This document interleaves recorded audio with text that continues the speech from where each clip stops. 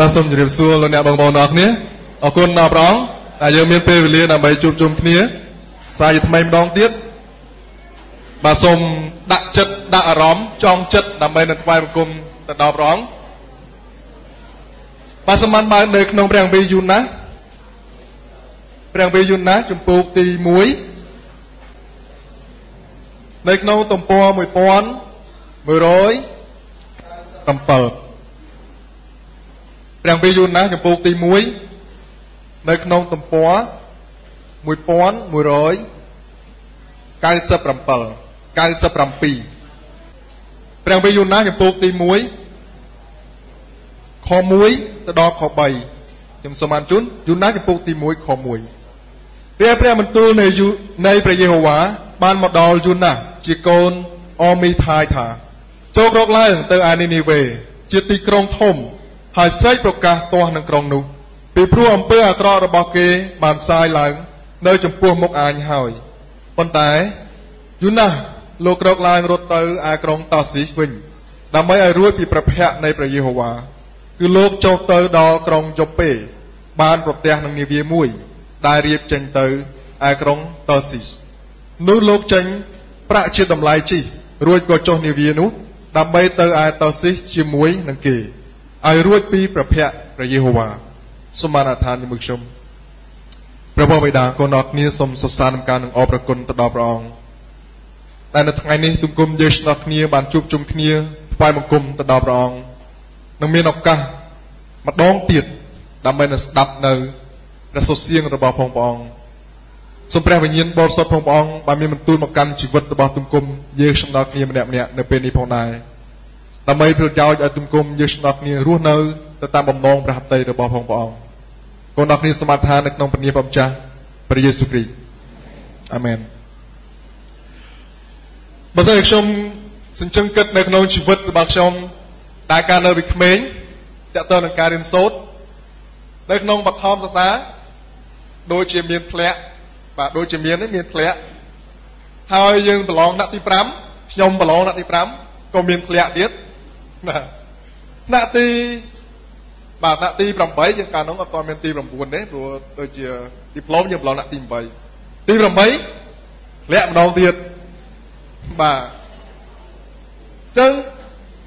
ដូចជាច្រើនដងដែរណាក្នុងជីវិតរបស់ខ្ញុំនៅពេលដែលប្រឡងធ្លាក់ឬក៏រៀនធ្លាក់អញ្ចឹងតើមានអារម្មណ៍យ៉ាងម៉េចដែរសម្រាប់អ្នកដែលធ្លាក់ណាតើយើងគួរបោះបង់ចោលឬក៏យ៉ាងម៉េចតើឪពុកម្ដាយរបស់យើងតើគាត់មានអារម្មណ៍យ៉ាងម៉េចដែរអញ្ចឹងគឺទាំងឪពុកម្ដាយទាំងកូន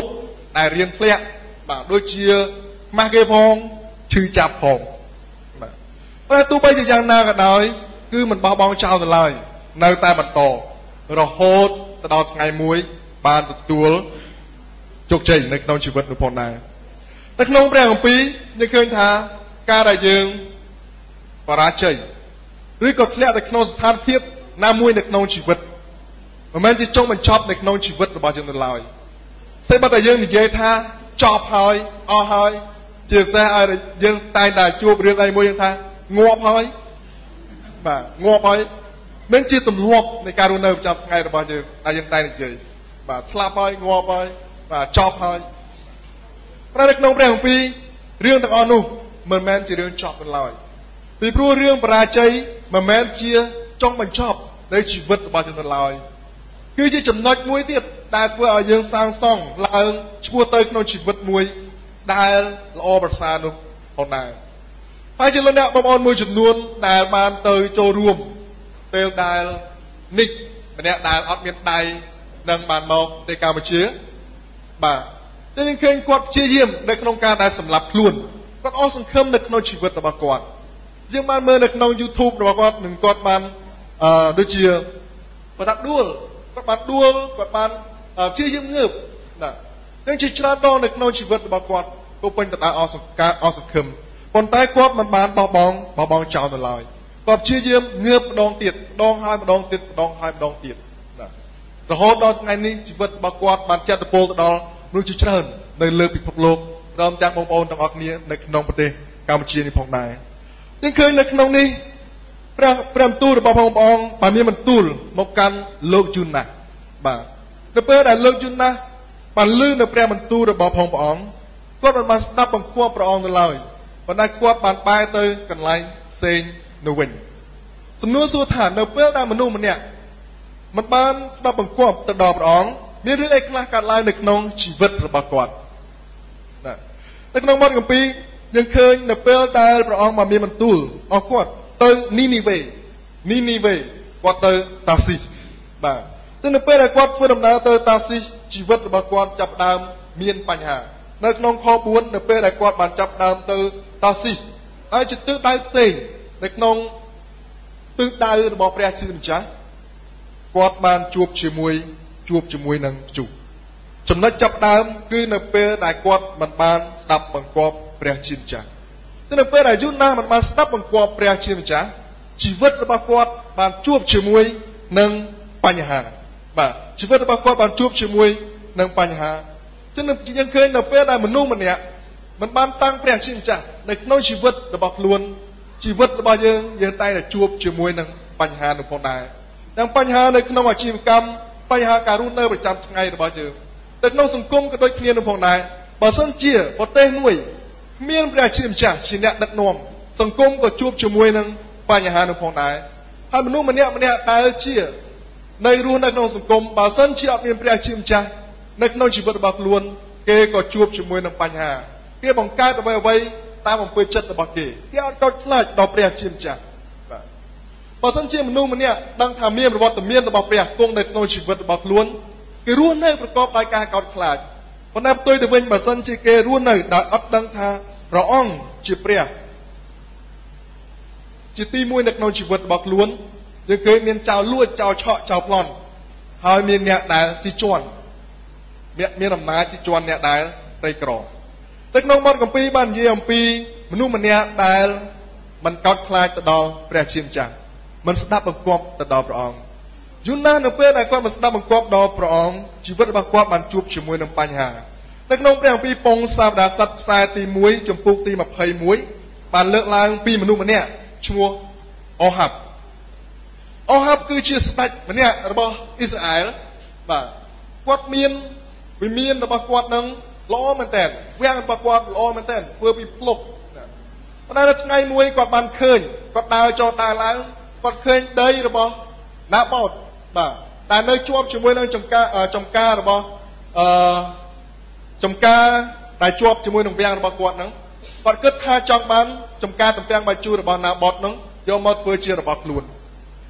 ទោះបីជាគាត់ជាជនជាតិអ៊ីស្រាអែលក៏ដោយប៉ុន្តែគាត់មិនបានកោតខ្លាចព្រះជាម្ចាស់គាត់បានសួរទៅដល់ណាបូតឯងលក់ឲ្យយើង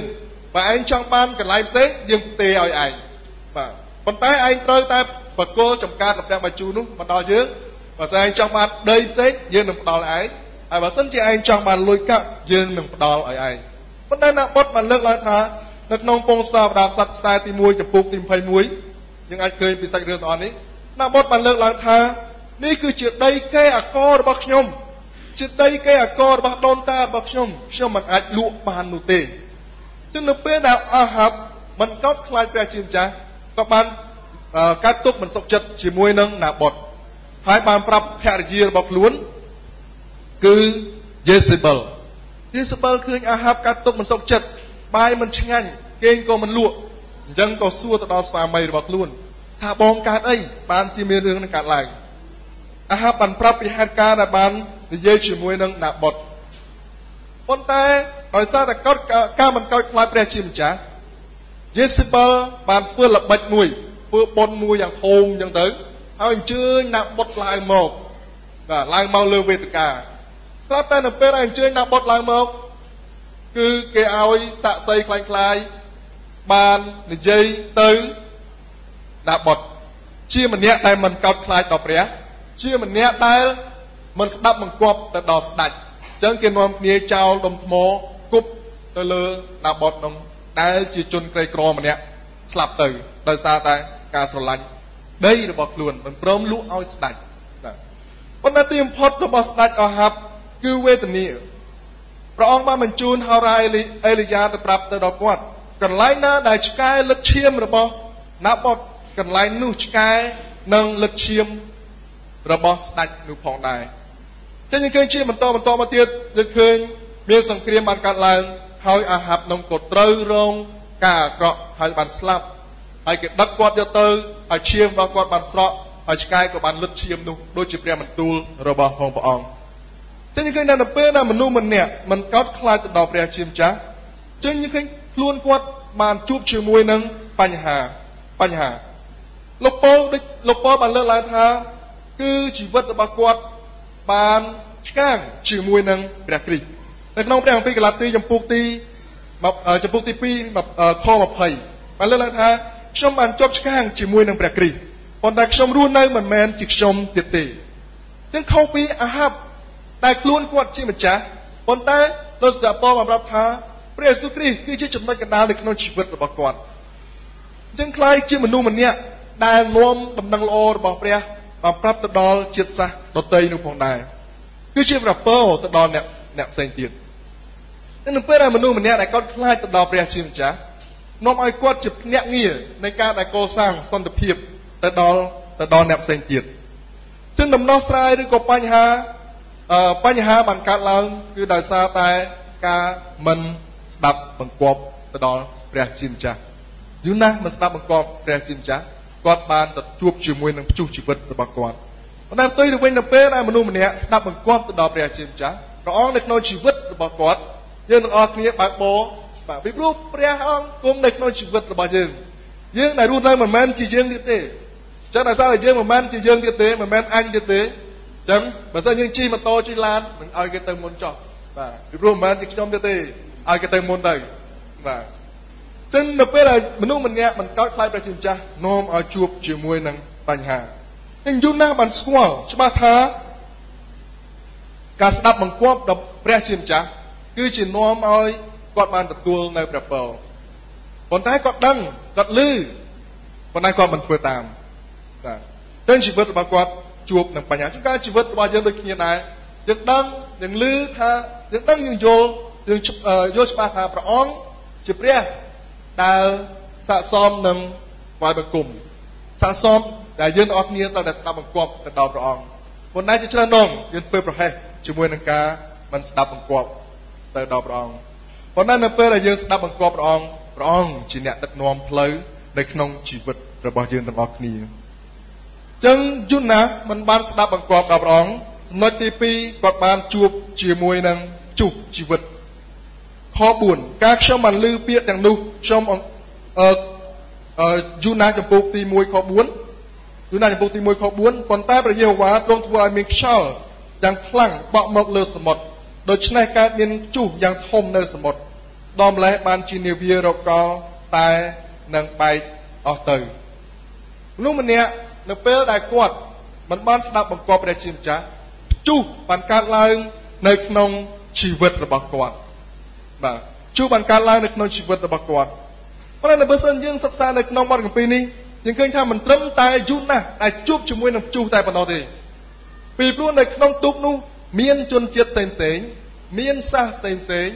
មានអ្នកផ្សេងដែលនៅក្នុងទូកនោះផងដែរហើយក៏មាននៅទ្រព្យសម្បត្តិមាននៅទំនិញមួយចំនួននៅក្នុងទូកនោះផងដែរតែដោយសារតែយូណាស់ម្នាក់មិនបានស្ដាប់បង្គាប់ព្រះជាម្ចាស់យូណាស់បានជួបជាមួយនឹងព្យុះធ្វើឲ្យអ្នកដែលនៅក្នុងទូកជាមួយបានជួបជាមួយនឹងព្យុះនោះផងដែរបងប្អូនគ្នាត្រូវចាំនៅត្រង់ចំណុចនេះគឺការយុវជនមួយចំនួនមិនបានស្ដាប់បង្គាប់ទៅដល់ឪពុកម្ដាយរបស់ខ្លួនយើងឃើញយើងខ្លួនឯងតើជួបជាមួយនឹងព្យុះជីវិតប៉ុន្តែជាមួយគ្នាតែឪពុកម្ដាយរបស់យើងនោះតើគាត់មានអារម្មណ៍បែបណាតើគាត់សប្បាយទេនៅពេលដែលឃើញកូនរបស់ខ្លួនមិនបានស្ដាប់បង្គាប់តើគាត់លំបាកប៉ុណ្ណាថាមិនត្រូវពីអ្នកប្តីប្រពន្ធនឹងឆ្លោះគ្នាដោយសារតែរឿងកូនដែលមិនស្ដាប់បង្គាប់បាទចឹងតាមរយៈដែលយូណាស់មិនបានស្ដាប់បង្គាប់ទៅដល់ព្រះអង្គនាំឲ្យអ្នកផ្សេងទៀតមិនត្រឹមតែខ្លួនគាត់បានជួបជាមួយនឹងព្យុះប៉ុន្តែធ្វើឲ្យមនុស្សដែលនៅក្នុងទូកជាមួយបានជួបនឹងព្យុះនោះផងដែរប៉ុន្តែមិនមានន័យថាឲ្យតែមិនស្ដាប់បង្គាប់ឬក៏ឲ្យតែប្រព្រឹត្តអំពើបាបគ្រប់គ្នាជួបជាមួយនឹងព្យុះនោះទេព្យុះបានកើតឡើងនៅក្នុងជីវិតរបស់យើងទាំងអស់គ្នាមាន3ធំដែលបានកើតឡើងមូលហេតុដែលនាំឲ្យយើងបានជួបព្យុះ ទី1គឺដោយសារតែខ្លួនយើងដែលប្រព្រឹត្តមិនដោយការមិនស្ដាប់បង្គាប់ទី2អ្នកផ្សេងទៀតបាននាំឲ្យយើងបានជួបជាមួយនឹងព្យុះទី3គឺព្រះជាម្ចាស់បានដាក់ឲ្យយើងជួបព្យុះដើម្បីបង្រៀនទៅដល់យើងទាំងអស់គ្នាដើម្បីវឹកវើយើងទាំងអស់គ្នាឲ្យបានល្អប្រសើរឡើងនៅក្នុងជីវិតរស់នៅប្រចាំថ្ងៃដូចជានៅក្នុងព្រះគម្ពីររ៉ូមដែលយើងបានរៀនជាមួយគ្នានៅក្នុងព្រះគម្ពីររ៉ូមចំពុកទី5ដែលលោកអ្នកបងប្អូនបានរៀនជាមួយគ្នាម្ដងរួចមកហើយព្រះគម្ពីររ៉ូមចំពុកទី5ខ3និងខ4មិនតែប៉ុណ្ណោះសោតយើងនៅតែអួតក្នុងកាលដែលមានទុក្ខលំបាកដែរដែលដឹងថាសេចក្តីទុក្ខលំបាកបង្កើតឲ្យមានសេចក្តីទ្រាំទ្រសេចក្តីទ្រាំទ្របង្កើតឲ្យមានសេចក្តីស្វាមថ្នឹកសេចក្តីស្វាមថ្នឹកបង្កើតឲ្យមានសេចក្តីសង្ឃឹមឯសេចក្តីសង្ឃឹមក៏មិនដែលនាំឲ្យមានសេចក្តីខ្មាស់ឡើយពីព្រោះសេចក្តីស្រឡាញ់របស់ព្រះបានផ្សាយមកសពក្នុងចិត្តយើងរាល់គ្នាដោយសារព្រះវិញ្ញាណបរិសុទ្ធពេលជួនកាលយើងបានជួបជុះដោយសារព្រះអង្គបាននាំយើងបានឆ្លងកាត់ព្រះអង្គចង់វឹកវើនៅក្នុងជីវិតរបស់យើងទាំងអស់គ្នាតែនៅកន្លែងនេះបានកើតឡើងដោយសារតែការមិនស្ដាប់បង្គាប់របស់មនុស្សម្នាក់គឺយូណាសធ្វើឲ្យអ្នកផ្សេងទៀតបានជួបជាមួយនឹងជុះនោះផងដែរនៅក្នុងក្រុមគ្រួសារលោកអ្នកបងប្អូនហើយនឹងខ្ញុំដូចគ្នាកាលដោយសារតែខ្លួនយើងម្នាក់នាំឲ្យក្រុមគ្រួសារមានបញ្ហាដោយសារតែខ្លួនយើងម្នាក់នាំឲ្យអង្គភាពទាំងមូលមានបញ្ហាដោយសារមនុស្សម្នាក់ធ្វើឲ្យប្រទេសជាតិទាំងមូលមានបញ្ហាចឹងនៅពេលដែលមនុស្សម្នាក់មិនស្ដាប់បង្គាប់គឺមិនត្រឹមតែខ្លួនគាត់ប៉ុន្តែជាអត្តពលទៅដល់អ្នកផ្សេងទៀតនឹងផងដែរព្រះគម្ពីរបានលើកឡើងថាគេបានព្យាយាមនៅក្នុងការទម្លាក់ចោលអីវ៉ាន់គេព្យាយាមនៅក្នុងការទម្លាក់ចោលនៅទំនិញដែលគេមាននៅពេលដែលគេបានជួបជុះយើងឃើញមនុស្សមួយចំនួនដែលនៅក្នុងព្រះគម្ពីរបានរៀននៅក្នុងការដែលពួកគេបានដូចជាគេឆ្លងកាត់នៅពេលដែលព្រះអង្គបានឲ្យគេឆ្លងកាត់ទុក្ខលំបាកព្រះអង្គវឹកវើគេឲ្យគេខ្លាយទៅជានាយករដ្ឋមន្ត្រីដូចជាយូសែព្រះអង្គបានវឹកវើគាត់រយៈពេល13ឆ្នាំមុននឹងខ្លាយទៅជានាយករដ្ឋមន្ត្រីនៃប្រទេសអេស៊ីបអញ្ចឹងឆ្លងកាត់នៅក្នុងជីវិតពីមួយដំណាក់កាលទៅមួយដំណាក់កាលពីមួយដំណាក់កាលទៅមួយដំណាក់កាលរហូតដល់ថ្ងៃមួយព្រះអង្គឲ្យគាត់បានឈរមាំឈរនៅក្នុងនាមជំនួសតំណាងប្រទេសគឺស្ដេចផារ៉ោនអញ្ចឹងព្យុះជីវិតបានកើតឡើងពីការព្រះអង្គបានវឹកវើយើងនៅក្នុងដើម្បីឲ្យយើងអាចឈរបានរឹងមាំឡើងជាទាហានម្នាក់ក៏ដូចគ្នាយើងត្រូវការហាត់វឹកវើដើម្បីឲ្យយើងក្លាយទៅជាទាហានម្នាក់ដែលពោពេញទៅដោយសក្តានុពលផងដែរតែឆ្លងកាត់ទុក្ខលំបាកនៅក្នុងជីវិតចឹងយូណាសបានជួបជាមួយនឹងព្យុះនៅក្នុងខ10ដូច្នេះគេមានសេចក្តីឆ្ងាយខ្លាចបែរលែងហើយគេសួរលោកថាតើអ្នកបានធ្វើអ្វីដូច្នេះបិទបណ្ដាអ្នកទាំងនោះបានដឹងថាលោកកំពុងរត់គេចពីព្រះភ័ក្រព្រះយេហូវ៉ាពីព្រោះលោកបានប្រាប់គេហើយចឹងគេបានដឹងថាលោកយូណាសជានរណាតែនៅពេលដែលគាត់ជួបជុះគេបានគាត់បានប្រាប់ទៅដល់អ្នកផ្សេងទៀតក្នុងខណៈដែលគាត់អ្នកផ្សេងកំពុងតែជួបជុះយូណាសកំពុងតែសម្រានឬក៏គេងសមុកនៅខាងនៅបាត់ទុកប៉ុន្តែនៅពេលដែលគេជួសច្បល់គ្រប់គ្នាគាត់ចាប់តាមប្រាប់ទៅដល់អ្នកផ្សេងទៀតបាទប្រាប់ទៅដល់អ្នកផ្សេងទៀតគឺមូលហេតុគឺមកពីគាត់ចាប់តាមប្រាប់ថាឲ្យបោះគាត់ចូលទៅក្នុងទឹកទៅដើម្បីឲ្យរឿងទាំងអស់ហ្នឹងបានត្រឡប់ទៅធម្មតាវិញចឹងនៅក្នុងខ12លោកប្រាប់គេថាចូលចាប់បោះទៅក្នុងសមុទ្រចុះនោះសមុទ្រនឹងស្ងប់ដល់អ្នករាល់គ្នាហើយបិទខ្ញុំដឹងថា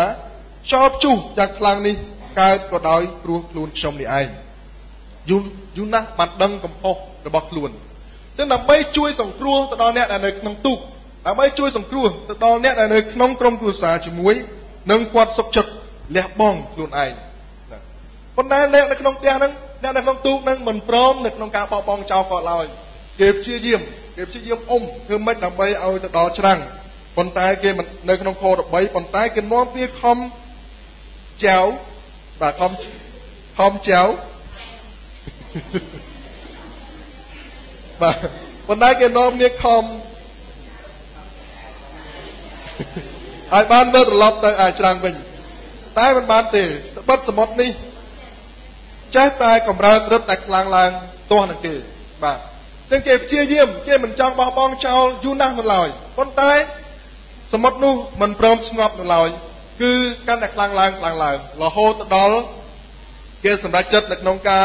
បោះយូណាស់ចូលទៅឯក្នុងសមុទ្រនៅពេលដែលគេបោះយូណាស់ចូលទៅក្នុងសមុទ្រធ្វើឲ្យរលកក៏បានស្ងប់ទៅបាទធ្វើឲ្យរលកក៏បានស្ងប់ទៅចឹងគេបានរកឃើញឬគល់នៃបញ្ហាគឺដោយសារយូណាស់ចឹងគឺការដោះស្រាយគឺយូណាស់ត្រូវតែលះបង់ចឹងគេក៏នាំគ្នាបោះយូណាស់ចូលទៅក្នុងសមុទ្រនៅពេលដែលបោះចូលនៅក្នុងសមុទ្រនៅក្នុងព្រះគម្ពីរយូណាស់រដាចំពុកទី2ព្រះយេហូវ៉ាទ្រង់បំរុងឲ្យមានត្រីមួយយ៉ាងធំសម្រាប់នឹងលេបយូណាស់ទៅហើយយូណាស់បាននៅក្នុងពោះត្រីនោះគ្រប់3ថ្ងៃ3យប់បាទ3ថ្ងៃ3យប់នៅក្នុងពោះត្រីនៅពេលដែលគេបោះយូណាស់ទៅព្រះអង្គបានបញ្ជូនត្រីមកដើម្បីនឹងលេបយូណាស់ចូលទៅក្នុងពោះត្រី3ថ្ងៃ3យប់3ថ្ងៃ3យប់នោះតើយូណាស់នៅក្នុងពោះត្រីនោះធ្វើអ្វីយូណាស់នៅក្នុងពោះត្រីនោះចាប់ផ្ដើមអធិដ្ឋានលន់តួទៅចំពោះព្រះអង្គនៅក្នុងខ5នោះទូលបង្គំពោលថាទូលបង្គំត្រូវបោះចោលចេញពីចំពោះព្រះនេត្រទ្រង់ហើយប៉ុន្តែទូលបង្គំនឹងមើលទៅឯព្រះវិហារបរិសុទ្ធនៃទ្រង់ទៀតจึงគាត់បានសារភាពយើងឃើញនៅក្នុងចំពុក2នេះក៏បានសារភាពទៅចំពោះព្រះអង្គតើនៅពេលនោះតើព្រះអង្គបោះបង់ចោលគាត់ទៀតឬក៏យ៉ាងម៉េចយើងឃើញទី1គ្រាន់តែគេបោះភ្លាមព្រះគម្ពីរប្រាប់ថាព្រះអង្គបានបញ្ជូនមកបាទហើយនៅពេលដែលគាត់បានដឹងខ្លួនគាត់បានសារភាពអំពើបាបរបស់គាត់ទៅចំពោះព្រះអង្គបានឆ្លើយតបបាទព្រះអង្គបានឆ្លើយតបតែនៅពេលដែលមនុស្សម្នាក់បានត្រឡប់មករកព្រះអង្គអត់ទោសឲ្យហើយព្រះអង្គបានប្រទានព្រះពរសម្រាប់គាត់នោះផងដែរតែនៅពេលដែលយើងបានជួបទុក្ខលំបាកនៅក្នុងជីវិតរបស់យើងប្រចាំថ្ងៃសម្រាប់យើងឆែកមើលនៅក្នុងជីវិតរបស់យើងតើទុក្ខលំបាកឬក៏ការកើតឡើងទាំងអស់នោះបានកើតឡើងដោយរបៀបណាហេតុអ្វីបានជារឿងទាំងអស់នោះបានកើតឡើងនៅក្នុងជីវិតរបស់យើងព្រះអង្គចង់បង្រៀនយើងអំពីអ្វីនៅក្នុងជីវិតរបស់យើងចឹងនៅពេលដែលយូណាបានចាប់ដើមអំពាវនាវទៅរកព្រះអង្គបានឆ្លើយតបនៅក្នុងព្រះគម្ពីរយេរេមៀចំពុកទី33ខ3ព្រះអង្គមានបន្ទូលថាចូលអំពាវនាវដល់អញនោះអញនឹងឆ្លើយតបអញនឹងឲ្យឯងឃើញការដែលឯងរាល់គ្នាមិនដឹងចឹងព្រះអង្គឲ្យយើងបានចូលទៅចំពោះព្រះអង្គអធិដ្ឋានទូលទៅចំពោះព្រះអង្គទូលបង្គំចង់ចាប់ផ្ដើមឡើងសារជាថ្មីយូណាស់ចង់ចាប់ផ្ដើមឡើងសារជាថ្មីជាមួយនឹងព្រះអង្គតែនៅក្នុងនេះយើងឃើញនៅក្នុងវគ្គបន្តមកទៀតព្រះអង្គនៅពេលដែលគាត់បានទទួលអំពើបាបរបស់គាត់ហើយព្រះអង្គបានឲ្យត្រីនឹងនាំទៅឯគោកហើយបានខ្ជាក់យូណាស់នឹងចេញហើយយូណាស់ក៏ចាប់ដើមធ្វើដំណើរទៅចំពុកទី3ចំណេមកព្រះបន្ទូលនៃព្រះយេហូវ៉ាបានមកដល់យូណាស់ម្ដងទៀតមានថាព្រះអង្គបានផ្ដល់ឱកាសដល់យូណាស់ម្ដងទៀតបាទតែព្រះអង្គមិនដែលបោះបង់ចោលនោះទេទោះបីជាគាត់បានជួបជុះយ៉ាងណាក៏ដោយបាទទោះបីជាគាត់ជួបជុះនៅក្នុងជីវិតយ៉ាងណាក៏ដោយប៉ុន្តែព្រះអង្គមិនបោះបង់ចោលគាត់នោះឡើយព្រះអង្គនៅតាមថែរក្សាការពារម្ដងហើយម្ដងទៀតម្ដងហើយម្ដងទៀតរហូតទៅដល់ចុងក្រោយព្រះអង្គមានបន្ទូលមកដល់គាត់ម្ដងទៀតនៅក្នុងចំពុកទី3នេះថាចូលក្រោកឡើងទៅឯនីនីវេជាក្រុងធំហើយប៉ាវប្រកាសដល់គេតាមសេចក្តីដែលអញបង្គាប់តាមម្ដងនេះយូណាស់ធ្វើយ៉ាងម៉េចវិញយូណាស់រត់គេចដូចមុនបាទអត់ទេបាទដឹងខ្លួនខ្លាំងមែនទែនបទពិសោធន៍ជាមួយនឹងព្រះអង្គម្ដងនេះគឺល្មមគ្រប់គ្រាន់ហើយចឹងគាត់សម្រេចចិត្តនៅក្នុងការដែលធ្វើដំណើរទៅនៅក្នុងចំពុកទី3ខ3ហើយយូណាស់ក៏ក្រោកឡើងទៅឯក្រុងនីនីវេតាមព្រះបន្ទូលនៃព្រះយេហូវ៉ារីឯនីនីវេនោះក្រុងធំក្រៃលែងដែលដើរអស់ចំនួន3ថ្ងៃទើបបានសព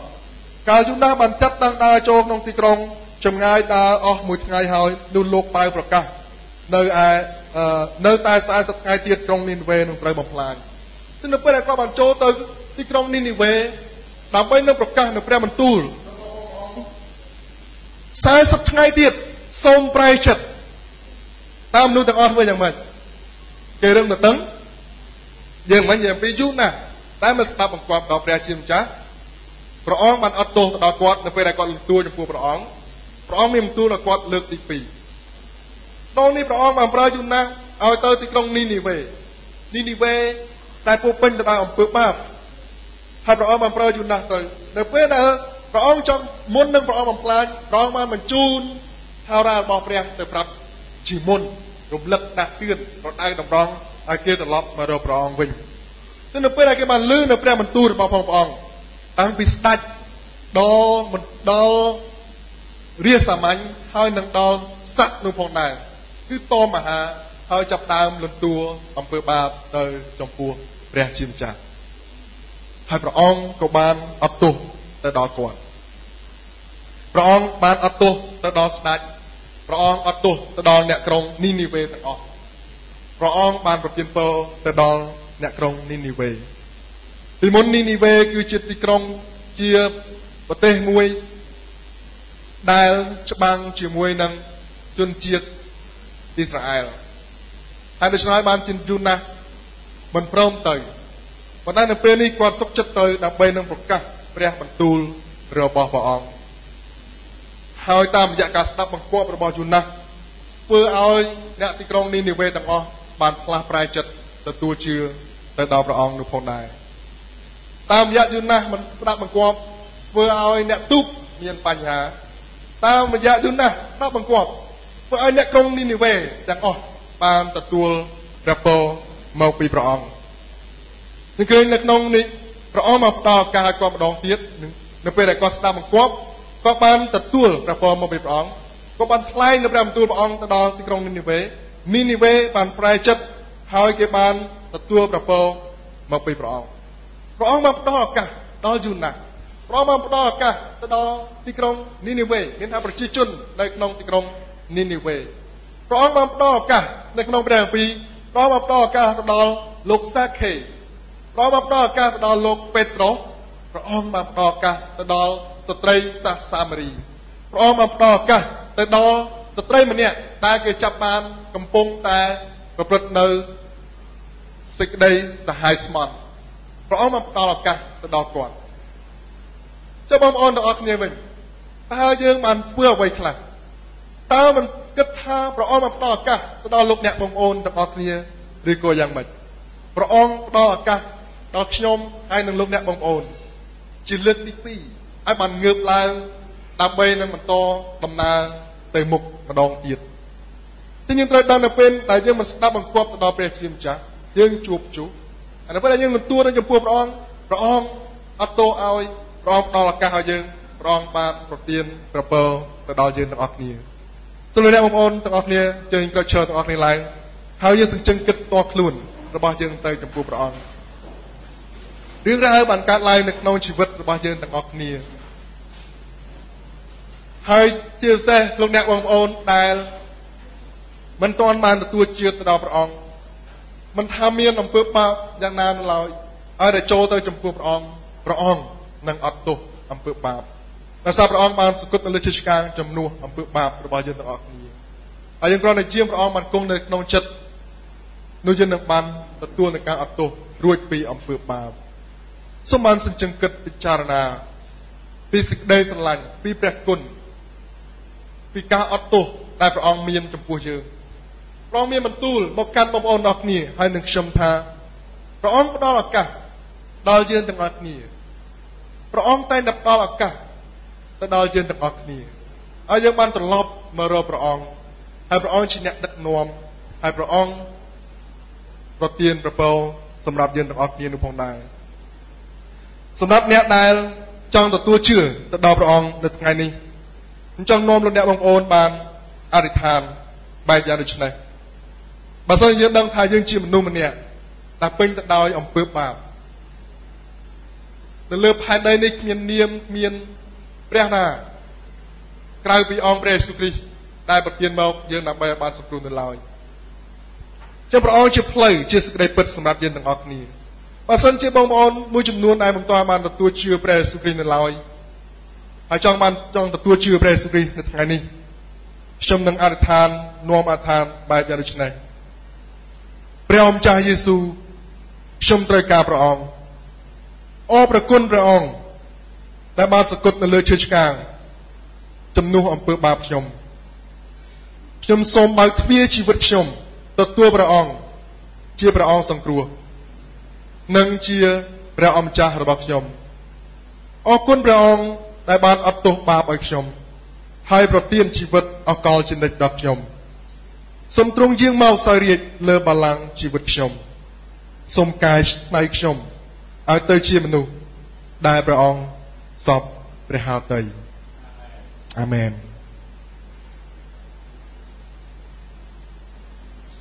ព្រះបិតាកូនអរគ្នាសូមសរសើរដំណើរព្រះអង្គ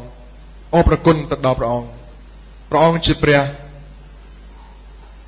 ដែលពោពេញទៅដោយសេចក្តីស្រឡាញ់មិនថាកូនទាំងអស់គ្នាដួលឬក៏មានបញ្ហាអ្វី